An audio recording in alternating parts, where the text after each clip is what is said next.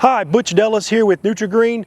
Want to take a quick minute to give you some tips about watering this summer. It's late June right now. We've got cicadas starting to come out. We're in the high 90-degree temperatures, and we're going to start seeing a little more rain as we go along. So watering is more important as ever as we enter these hot months in Oklahoma. So let's talk about a common mistake that folks make is that each year they utilize the same setting on their irrigation system that they did the year before. So common mistake there, and you need to also remember that each lawn requires its own type of watering. So careful with the exchange with friends and so forth or neighbors about what they're doing with their water on their lawn. So here's a couple of tips for you. Hopefully this will help you out and help you successful this year. Our treatments definitely need the water, especially any lawn at this time of year is going to need the water before getting the treatments done. Very important that we keep it hydrated, okay? So a quick way to determine if you're hydrating your lawn well is to look for your footprints, okay? So walk across the lawn. If you look back and see that your footprints have not, the grass hasn't recoiled and you still see footprints sitting there for quite a while, then you know your grass is already dehydrated and you need to get it watered. Despite it may be looking green, but that's a good rule of thumb to keep yourself hydrated. Your frequency of your watering days and your watering time might need to be adjusted depending on how things are from last year to this year. Now, this year's already entering into some good hot weather. I would set those of you that have sprinkler systems, wouldn't hurt anything to start off around a 35-minute mark up to a 40 to 50-minute mark per zone. And I would start about 4 days a week right now. Okay, so we want a long,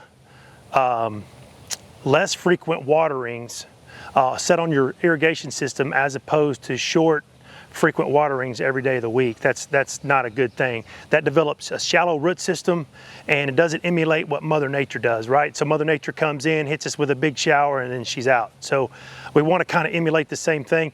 Start right there with those sprinkler heads. Now, depending on if you have rotary type sprinkler heads, if you've got spray heads, or if you have a hose fed type sprinkler system, we'll talk about that a little bit.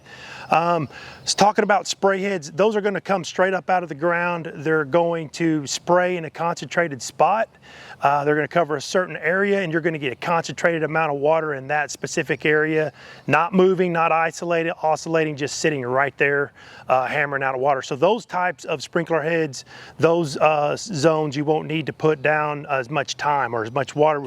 You'll get more water in a concentrated time period as opposed to the rotary type, right? So you could adjust your time setting according to the type of head you have there. Talking about the rotary type, some of you may have combination, both rotary and spray. They may be on the same zone.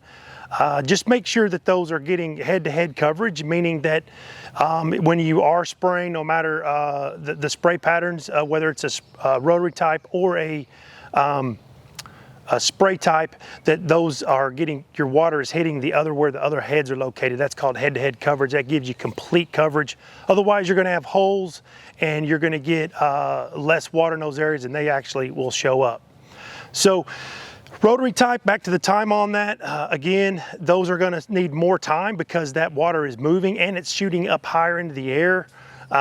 So I would say those, I would work more on the 40-minute to 55-minute time and start right there. If you have a hose-fed type sprinkler system where you actually are having to screw the hose in, drag it around the lawn, or you have the tractor and it follows the hose, or whatever type you have, those are going to need to be adjusted based on really what type you have, okay? So really I would start at 35 to 40-minute time periods right there per area that you move that sprinkler. Just start right there and see how it goes, okay? There's really no perfect way to find out. I can give you a quick tip. Take a jar or a coffee mug or something like that and set it down in the area you're going to water. Take a tape measure or something like that, stick it down in there and measure about 1 inch up, and you can mark the inside of the cup, or not mark it, just set it out there. Let the sprinkler run and go out and check it after a certain time period. Let's say it's been 30 minutes, you stick your tape down in there and it's 1 inch, then you know in 30 minutes you're getting about 1 inch of water out of that time period. So that's a good way to kind of figure. Your rule of thumb is 1 inch per week minimum on a regular maintenance schedule. As it gets hotter, I'd go 1 inch, 1.5 inch depth to 2 inches. So that should be a good set of tips for you. Hopefully that'll help keep your lawn green this season. And if you have any other questions, you could always give us a call or hop onto our website. We've got a lot of information on our learning center there. There's everything that I just spoke about plus more on watering. So go check that out. Otherwise, give us a call if you need any help.